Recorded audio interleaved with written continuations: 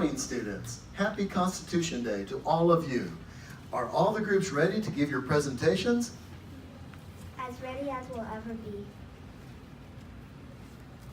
Glad to hear it. Let's get started. When I call on your group, I want you all to prepare and read your presentation. First up, the group assigned to research and present the history of how the Constitution came to be written. The Constitution was written in 1787 at the time that the United States was a brand new country made up of only 13 states. It was clear to the leaders of the new country that rules and laws need to be established so the country would run smoothly and fairly. From May to September 1787, a group of men called the Framers met in Philadelphia, Pennsylvania. They took their turns presenting their ideas and conversing. The other men will central things should or should not be included in the government they were trying to create. Did you notice that Lucas said men? That's right, no women were involved in this process. At this time in American history, women were not allowed to be involved in anything like this. These rights were only given to white men.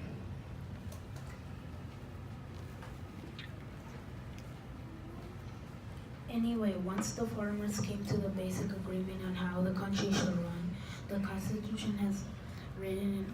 It was adopted on September 17th, 1787, and then sent to each state for approval. All 13 states eventually agreed or ratified the Constitution. Great job. Okay, let's move on to the group covering the amendment process. Our group thinks that the framers of the Constitution were pretty wise. They actually recognized at that time that what they had written and adopted was probably not perfect. They built in a process so that changes could be made to the Constitution. They didn't want it to be impossible to make changes, but they also wanted it to make sure that it wasn't too easy to make changes to it. What they came up with was an amendment process or a method for changing or adding to the Constitution. One of the first amendments made to the Constitution was to include a Bill of Rights. When the original Constitution was sent to individual states for approval, one of the biggest complaints made was that there was not a Bill of Rights or a list of rights that belonged to the citizens of the country. The framers of the Constitution didn't think this was necessary, but because so many people wanted it, the Bill of Rights was added through the amendment process. You are exactly right. This is a great transition to the group that covered the Bill of Rights.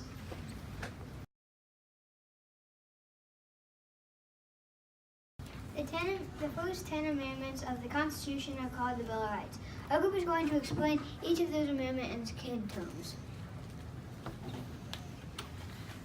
The First Amendment says that the government cannot make a law that limits the freedom of each person has to practice their religion, to speak freely, even if the government does not agree with what they are saying, and to get together in groups. The First Amendment also gives people the right to ask the government to change things they don't like. The Second Amendment says that the government cannot keep law-abiding people from having guns since it's important to keep peace. The Third Amendment says that people cannot be forced to let soldiers stay in their homes during times of peace. In times of war, certain laws must be followed in order to do so. The Fourth Amendment says that people have the right to be safe in their houses and should not have their property searched or taken without a just cause or a good reason. If the government feels there is a good reason, they must have a search warrant that states exactly what they are looking for and where they can search. The Fifth Amendment deals with the person's right when being charged with a crime. A person cannot be charged with a crime unless the charges have been brought by a grand jury. A person cannot be charged with the same crime twice, and it does not have to be testified against himself or herself. The Fifth Amendment also states that people must be treated fairly in the law and must receive money if the government takes the person's property. The Sixth Amendment also deals with a person's rights when being charged with a crime. A person has a right to a quick and public trial, a fair jury, and a lawyer to help present his or her case. A person also has a right to be told what he or she is being charged with and to face those who are saying that he or she broke the law. The Seventh Amendment says that when one person sues another and the time amount money involved is more than $20, a case can be presented into a jury, and then the decision made is final.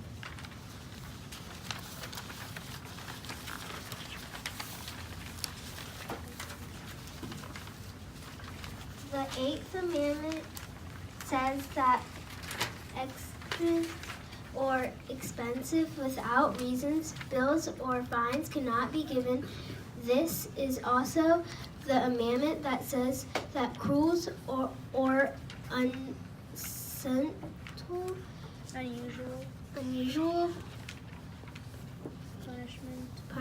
punishments isn't allowed.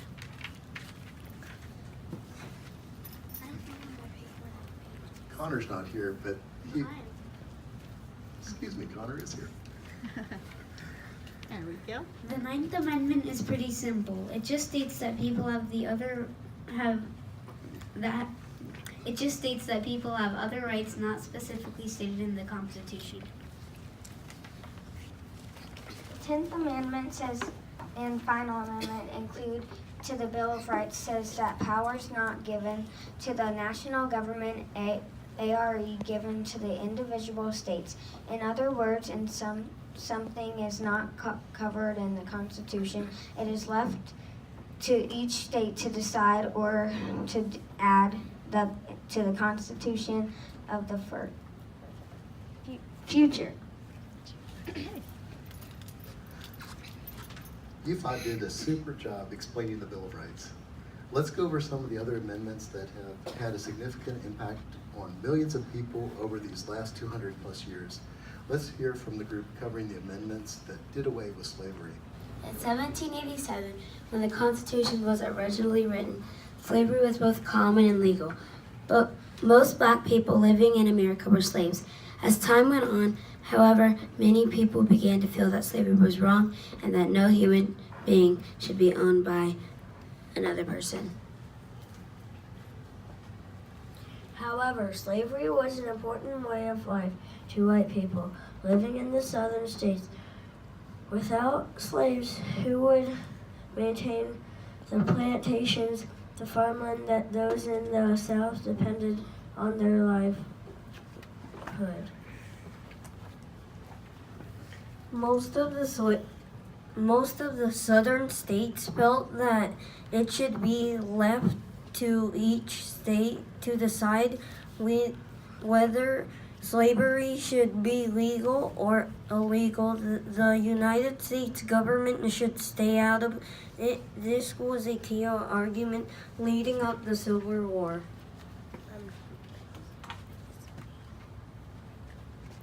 Those of us in Mr. Williams' class last year, and probably everyone else too, know that the North won the Civil War, and with that slavery ended. It was at the end of the Civil War that the 13th, 14th, and 15th Amendments were added to the Constitution.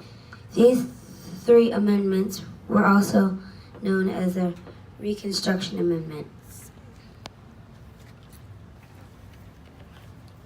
The 13th Amendment made slavery illegal. The 14th Amendment says that every person born in the United States is a full citizen, even former slaves. The 15th Amendment gave African American men the right to vote, as it states that a person cannot be denied the right to vote because of his race or skin color. Excellent. You have done such a great job with these projects. Zach, I was happy to hear you state that African American men were given the right to vote with the 15th Amendment. It's the perfect transition to our next group. Who's going to tell us about the amendment that women have the right to vote? In 1787, when the Constitution was written, women had no role in government. Their role in society was simply to take care of their husbands and children. We cannot really imagine this today, but it was the way of life back then. Think about it. Without the right to vote, men really didn't care what women thought about issues. Men in government didn't need to listen to women, as they had no voting power to cause any changes anyway. Even though the thought of women without equal rights as men makes no sense to us today, when you stop to think about it, it becomes much easier to see why women were not granted the right to vote until 1920. Yes, when women were given the right to vote in 1920, men in government had no choice but to listen to the issues important to women. If they didn't, they risked not being elected back to office. The 19th Amendment was officially ratified or agreed to on August 18, 1920. It states that no person shall be denied the right to vote on the basis of gender. Thank you, Tiffany and Sam. Okay, let's move to the group covering the 3 branches of government that was set forth in the Constitution. Let's hear from the group covering the legislative branch. Simply put, the legislative branch makes laws. The men and women elected the legislative branch area as a group called Congress. Congress is divided into 2 houses, or parts. One house is called the House of Representatives, and the other house is called the House of Senate.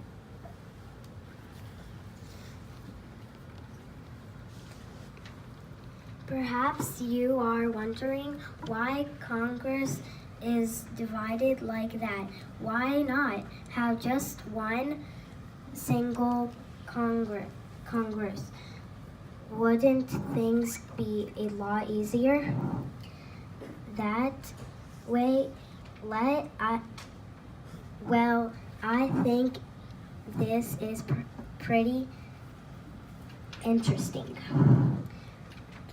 The 2 house legislature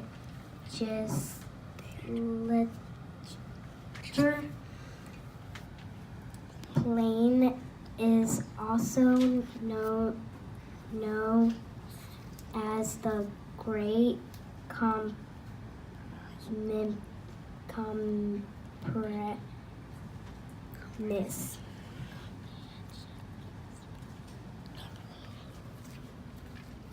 Back in 1787, when the Constitution was first being developed, there was a pretty big argument on the number of representatives in each state should be allowed. The larger states felt the number should be based on each state's population. However, the smaller states wanted their voice to be heard equally, and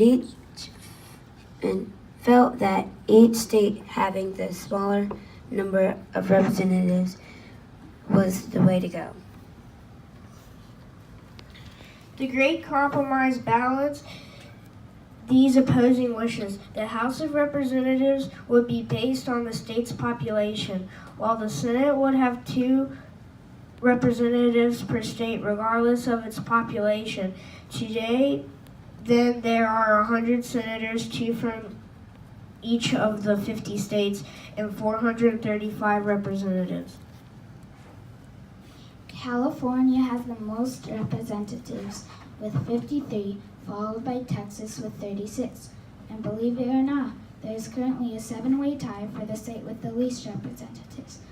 Alaska, Delaware, Montana, North Dakota, South Dakota, Vermont, and Wyoming all have just one.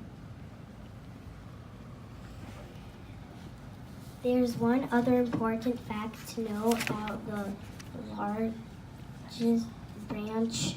In order to pass a law, both houses,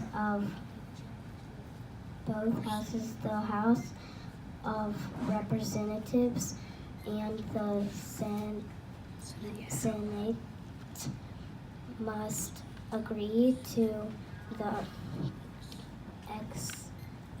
exact same law. A new law cannot pass without agreement from both houses.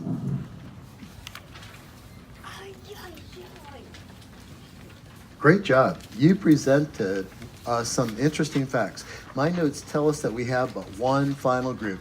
Let's hear it for the group covering the executive and judicial branches. The executive branch is headed by the President of the United States. The main role of the executive branch is to make sure laws are carried out. The last group talked about how the legislative branch makes laws. Well, before a law has been passed in Congress becomes a real law, the president must agree to it. The president has the ability to veto or reject a law if he or she wishes. If the president votes a law, it automatically goes back to Congress. Congress can then override that veto with 2/3 approval by both houses. This is an example of the checks and balance system that has been built to the Constitution. It helps protect against any one branch of our government becoming too powerful. The third branch of government is the Judicial Branch. It includes the Supreme Country as well as all the freedom countries leading up to the Supreme Country. The role of the Judicial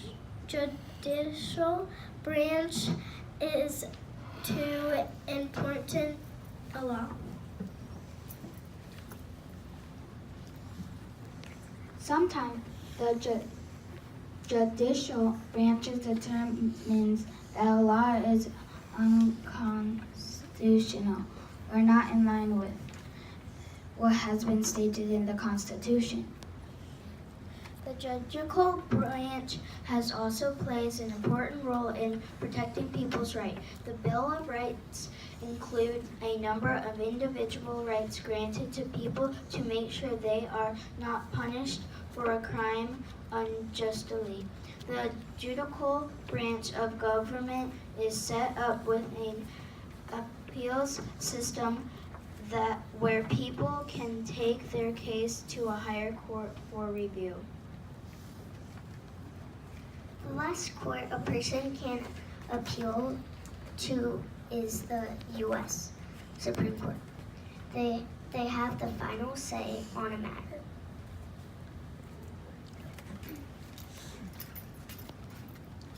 And that's our final say on the matter. There's so much to learn about the Constitution. You all did a super job with the assignment you were given. You will learn much more about this when you are in high school, but hopefully you have learned something today that will be of use to you when you're watching a news report on television or hearing about an upcoming election. I've got one final task for you. When you go home tonight, quiz an adult on something you learned today and see if they know